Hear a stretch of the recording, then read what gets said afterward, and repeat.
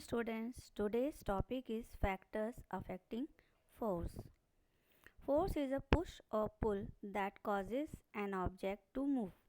The distance covered by an object due to force depend upon several factors. These are amount of force, size of an object, smooth or rough surface, flat or slanted surface.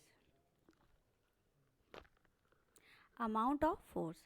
Consider the following example of a child and an adult pushing a box. The adult is able to apply a high amount of force to the box.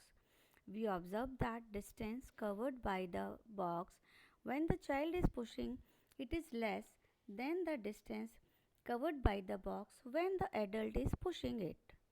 Thus, the distance covered by an object depends on the amount of force applied to it.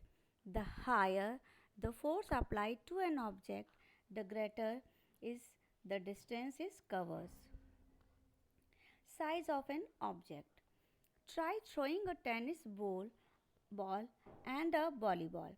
The distance covered by a tennis ball is greater than the covered by the volleyball.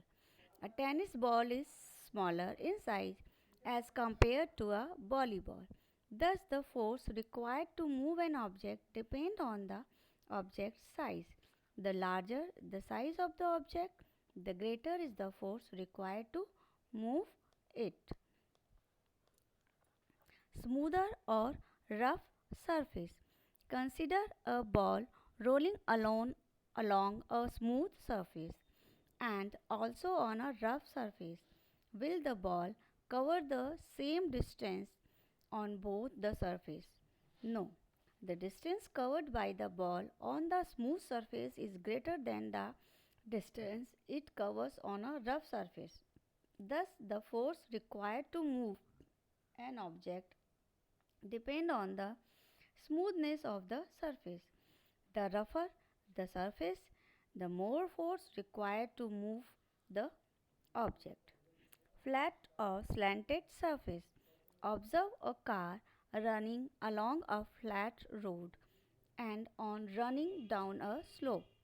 The distance covered by the car sliding down the slope is greater than the distance covered by the one running on a flat road.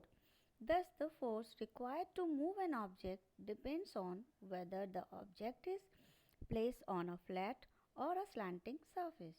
A higher amount of force is required to set an object in motion on a flat surface as compared to a slanted surface.